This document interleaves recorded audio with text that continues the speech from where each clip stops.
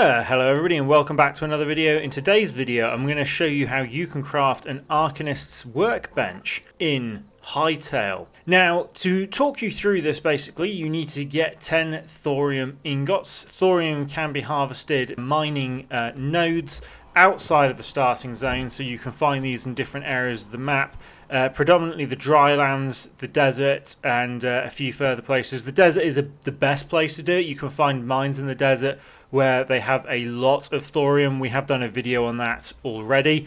And then as far as the rest of the ingredients are concerned, linen scraps are very easy to find. They just drop from all kinds of mobs, skeletons, trolls, etc. They're very easy to find.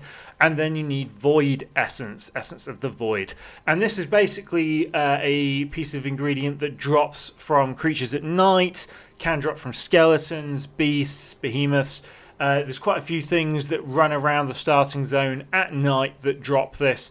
Good rule of thumb, if its eyes are glowing, chances are that it's going to drop it. So once you've done that, you do need a tier 2 workbench, so make sure that you have got that built. And then once you've got your tier 2 workbench, go ahead and just craft that.